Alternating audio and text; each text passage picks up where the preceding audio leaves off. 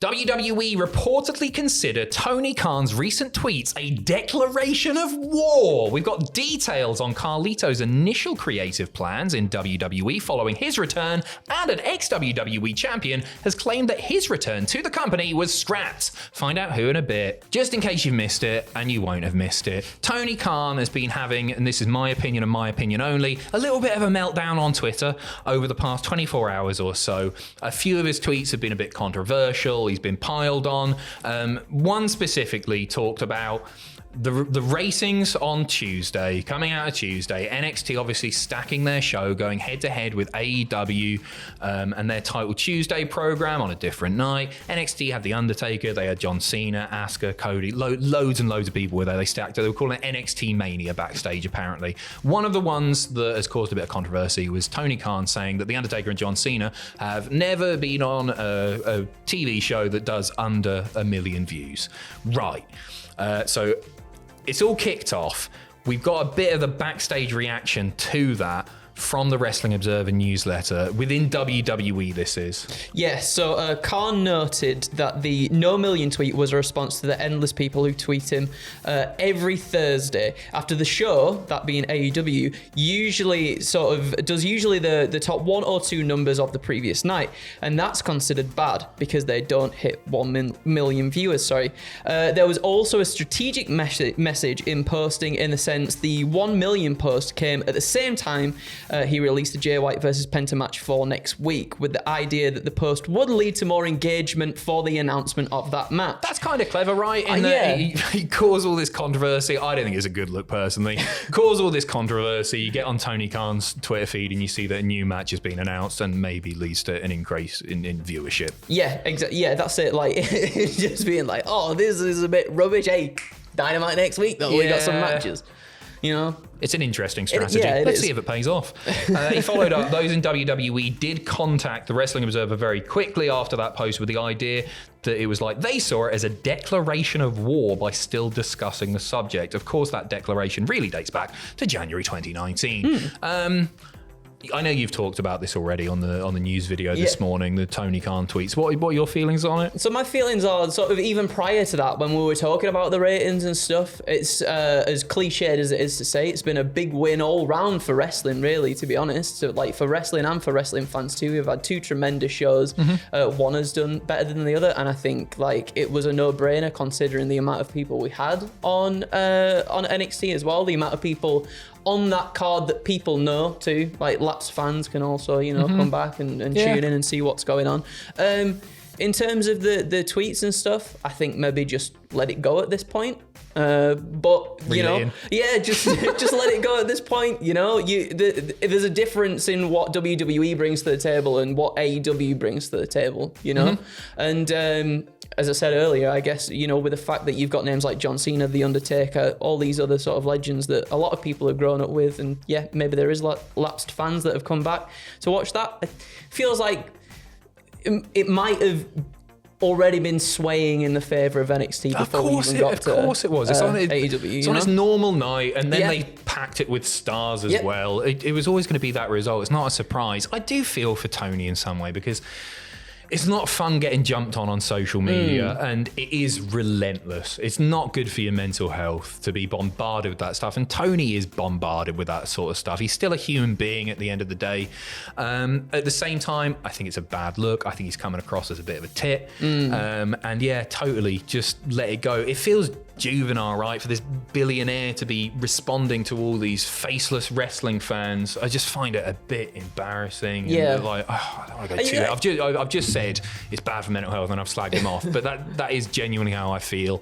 Just, you know what, get a publicist, get someone to do it for you. That's a good idea. I mean, that's probably a better idea, isn't it? Because it's the sort of similar thing as, like, if someone says something to you on Twitter and you react, and then the reaction and the engagement is that's the stuff that they want anyway, and then that just prolongs it for a little bit longer, and you start spiraling and you get into like the same sort of cycle over and over again. I think a publicist is a good idea, actually. Yeah, look after yourself, Tony. Take a step back. Get somebody to change your password even just for a week, or one of those boxes that you can just lock your phone in for a while. It's that's on a timer. You idea. see them advertised on TikTok and that all the time. I might send him one. Speaking of NXT, just a quick breakdown. It was the most successful show in the brand's history. Observer again, NXT has star power far beyond any shows in its history, even with the competition of AEW as well as Major League Baseball playoffs and the NHL television season opener. It did its most viewers since its debut episode on September 25th, 2019, before AEW started.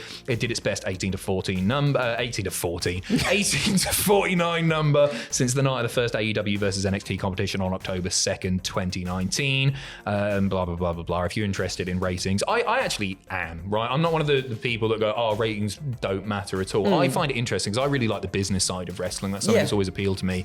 And with so much money relying on TV deals now, that's the big money maker. Yep. And Saudi Arabia. I actually find it really interesting, the ratings numbers, but I totally understand if you're not into it as well. Yeah. But I don't think it's a massive surprise. You've got John Cena, bloody Undertaker on the show. Exactly. Anyway, who'd have thunk it? Moving on now. Carlito. We saw him return over the weekend. It's great to see him back. He's got a new theme. He looks fantastic. He has seemingly joined the LWO. I guess we'll find out good and proper tonight. Yeah. But it wasn't the original creative plan. It wasn't at all. This comes me from throwing to you there. Davey Meltzer, who said on The Observer, when he was signed, they had different creative planned, which was then dropped, and it was waiting for an idea for him. Carlito was signed because he got such a big pop in Puerto Rico, obviously at Backlash during the Bad Bunny and Damian Priest match. It somewhat went against the doctrine that they had about not signing new people for the main roster because it was time to elevate people from NXT. Which is, it's interesting, right? Because he came back, he was involved in an LWO match, the Priest stuff, right? It was just a sensible place for him. So to hear that was not necessarily going to be the case. Other ideas were discussed. I want to know what those are. I want to know what the other creative ideas were specifically, because to me it was just a natural fit. Obviously, he's going to be in the LWO. I like him in there, right? Because if Ray, hopefully it doesn't happen, but if Ray gets injured or something like that, you've got a veteran in there still who can basically act as head of the LWO for a bit. I think he's a good second man to Rey Mysterio. Oh, that's a very good... Do you know what? Now I'm even thinking, I've put my fantasy booking hat on as well, and say like Ray did maybe go out with an injury or like a storyline injury or something. You could have Carlito there, mentoring Santos Escobar and trying to bring him around to the fact that, hey, Ray's still got this belt, this United States You're Championship. booking the split. And I'm like, just leave him be. Let me happy. I'm not saying do it straight away. Give it 2 weeks. Say it straight away. Always give doing him this. 3 weeks. Just let him have some fun. They can have some fun first. I'm just 2 saying weeks. that Carlito could plant the apple seeds of doubt in Santos Escobar's mind. The next story is New Japan and Rev Pro teaming up for Royal Quest 3, and all 10 matches have been revealed. We're going to go through some of the highlights. Now you've got Sonata and Tetsuya Naito enlisting their respective partners, Doki and Bushi, for a tag team clash. Elsewhere, Shingo Takagi, Tomohiro Ishii facing off in singles competition. You've got the United Empire taking on Hiroshi Tanahashi, Michael Oku, and New Japan Strong Openweight champion Eddie Kingston. It's a really stacked show. There's way more here as well. Continuing their historic rivalry, Will Ospreay, Zack Sabre Jr. going at it for the IWGP UK Championship. Tama Tonga Tangaloa, El Phantasmo versus David Finlay, Alex and Gabe. You got Taiji Ishimori versus Robbie X. I want to give a massive bloody shout out to Robbie X. I know he'll never see this. I think he's the most underrated talent in the UK. He's so good. He's very, very good. So good. He's very good. There's a lot to look forward to, because I believe as well the grizzled young veterans have been teasing something that might happen as well, perhaps this coming Saturday too. So it's one to look out for. Looks really good. Full card proper is on cultaholic.com if you want to check it out. If you want to watch the show, you can check it out on RevPro on demand. We are finishing off with the claim of a former WWE champion, somebody who was pushed to the bloody moon, claiming that a return to the company was in the cards before Vince McMahon's departure. That man is Alberto Del Rio, aka Alberto El Patron, aka aka Twat. So he wrestled recently and said it was his last match of the year due to a knee injury. Alberto also is claiming that he was headed back to WWE last year until Vince McMahon lost power. He has said that before, and even Dave Meltzer writing here, I wouldn't think anyone should believe it. He's more trouble than he's worth. He never properly got over. He was a decent heel and everything, but he wasn't the future of the company that maybe they thought he would be. Yeah, no thanks. He's a tosser. He's a tosser. I don't have much else to say. No, me neither. Me neither. No, I really don't. Like, don't take it with a pinch of salt. Just take a dump load, a bloody truckload full of salt. WWE on such like a nice sort of trajectory at the moment. I think to throw him in there would be a silly idea. Why bother? Why bother? He doesn't bring anything to the table. No. He takes things away from the table. Anyway, best of luck to him. That's it for the news from us today.